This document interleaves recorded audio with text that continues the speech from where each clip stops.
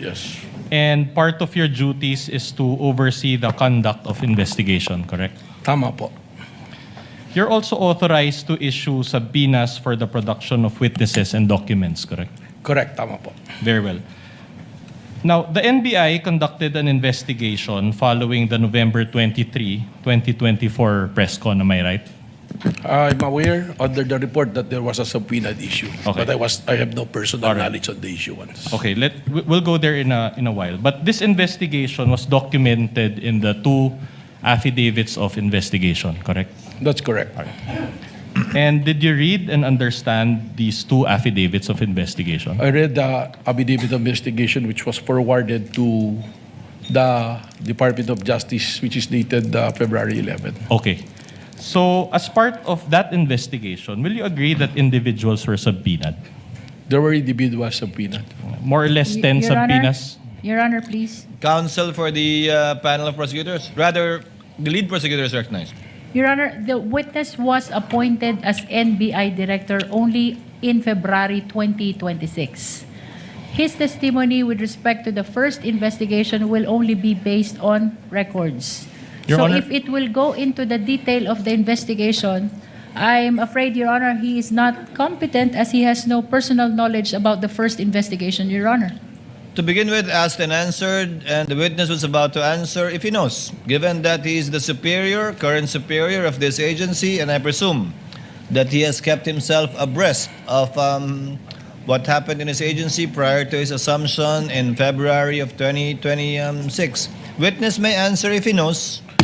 Please repeat the question. So, more or less around 10 subpoenas were issued, correct?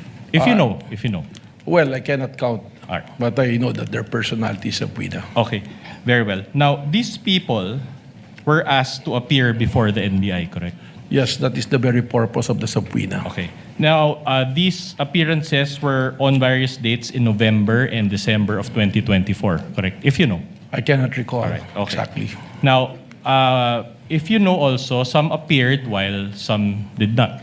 Yes, I was informed during the briefing. All right. Now, for those who appeared, the NBI conducted interviews with them. Yes, All right. And minutes of these interviews were recorded, correct? that is the standard procedure. So I suppose during that time it was recorded. SOP. All right. So after the interviews, the interviewers who were also NBI agents executed affidavits. Is that also a part of the SOP? Yes, that is correct. Okay. And the affidavits attested that interviews were conducted, correct? Yes, it will be signed by the investigating officers and eventually signed by a superior officer. Okay. Very clear so far. Now my question to you is this. Did you actually participate in these stages of the investigation?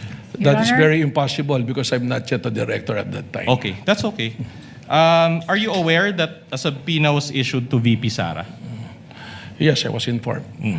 Did you sign that subpoena? I was not No. there. I All cannot right. sign Okay. it. Are you aware that a subpoena was issued to Dempsey Reyes of the Philippine Daily Inquirer? I know that there are personalities subpoena who were present during the press conference on the November 23, but I cannot recall who are the personalities because I just went through to the affidavit of investigation. Did you sign that subpoena for Dempsey Reyes? That's impossible because Okay. I'm not there. That's okay. Now, are you aware also that a subpoena was issued to Red Mendoza of Manila Times? We can confront you with a hard copy if you just want to refer to it, but you can answer also. At any rate, we are showing the soft copies, Your Honor, Your Honor, may I for just... the benefit of this honorable court. Assisting counsel may approach the witness. What is the pleasure of the lead prosecutor? Your Honor, may just enter into the record that the witness already testified that he has no personal knowledge about the first investigation, and all his testimonies will be based only on the records existing in the NBI. At any rate, Your Honor, If he knows, witness will answer. Your Honor, may we request also that those flashed in the big screen be explained by the defense counsel? I already explained, Your Honor. We're confronting the witness with hard copies, and the subpoenas, the soft copies thereof, are displayed. May we as- know, Your Honor, if these documents are pre-marked? Well, it is part, Your Honor, of Articles of Impeachment, Annex G9, pages 159 onwards. So it is part of the records of this case. These May are we not know our if they are documents. pre-marked? Yes, we can mark it. And it was also pre-marked. It is But at any pre-marked? rate, Your Honor, these are not our documents. These are NBI documents, Your Honor. No, the query is just if it's pre-marked, so that the senator judges can refer to it if at all when they The read marking, the TSN. sorry, Your Honor, the marking is D-1-145, Your Honor. Which Your Honor- which document, counsel? Because I see 8 documents. In succession, Your Honor. In Those succession. those are all parts. Counsel may proceed. All right. Now, Your are you... Honor, may I be clarified only about the XX, which are superimposed on those documents on the screen? Counsel for respondent will please reply. Your Honor, it was based on the witness's own answer that he did not personally sign. Nonetheless, it does not reflect the exact document referred to by the defense, Your Honor. And that should not be allowed, Your Honor, with all due respect. It is just to illustrate, Your Honor, for the benefit of the senator judges and as well as the public watching so that they can also follow the... Lead prosecutor, we will allow it. So for the information of senator judges, the counsel for the respondent confronted the witness with respect to these affidavits that were part of the investigation conducted prior to his assumption as NBI Director.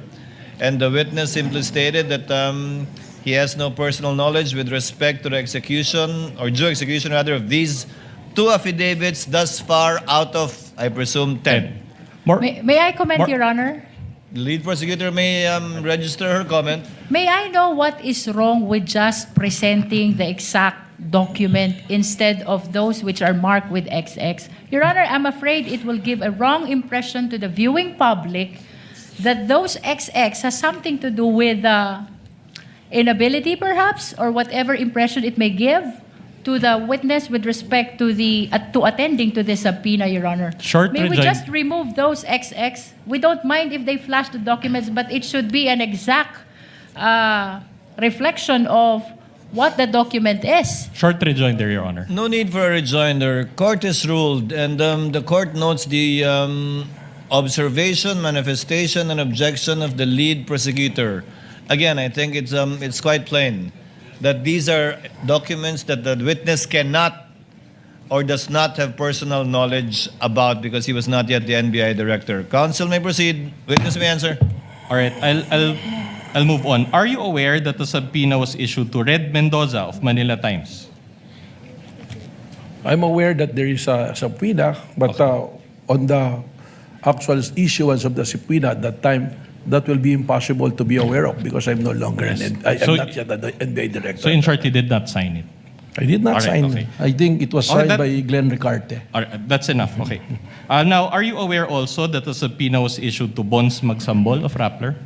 Based on the affidavit of investigation, I think it was mentioned. And did you sign that subpoena? It is again signed by a certain Glenn Ricarte. Are you aware that the subpoena was issued to Ana Rosario Malindog Uy, also of Manila Times? Again, based on the investigation report. And did you sign that subpoena? No. All right. Are you aware that the subpoena was issued to Jason Rubrico of SMNI? Again, based on the investigation report. Did you sign that subpoena? Your Honor, may I Possible. respectfully interrupt? Lead prosecutor is recognized. The prosecution is willing to stipulate as to the issuance of this subpoena by the National Bureau of Investigation during the time that the witness is not yet appointed as the NBI Director, Your Honor. But that's not my question, Your Honor. I Anyway, think Your that Honor. unless you're willing to stipulate, counsel, to abbreviate the proceedings, that insofar as the questions of the counsel for respondent is concerned, that for the remaining 4 subpoenas, that the same answer of the witness for the previous 6 ones will be the same. We are willing to stipulate on that, Your Honor. We are not willing to stipulate, Your Honor. We'll just ask for a ruling from the court. In that case, witness may proceed. Witness may answer. Counsel will please proceed. All right. Are you aware that a subpoena was issued again to Jason Rubrico of SNMNI? Same answer, Your Okay, Honor. same answer. And you did not sign that subpoena for Jason I said Rubrico? same answer, All right. Your Honor. Are you aware that the subpoena was issued to Mikael Flores of Reuters? Same answer, Your Honor. Your Honor, may we ask, Your Honor, that the lawyer of the prosecution do not supply anything or make any comment near the witness because it may affect us. Is he, the assisting counsel may not supply any information to the witness other than merely observing the document being shown to him by assisting counsel for respondent. Counsel may proceed. Mr. Presiding Officer, may I speak? Yes, Director Matibag. The council is not telling anything, but may I request not to cover me so that the people can see me. Yes, that may be granted by the presiding Thank officer. you, Your Honor. Assisting counsel, kindly sit beside the assisting counsel for, stand rather beside the assisting counsel for the respondent.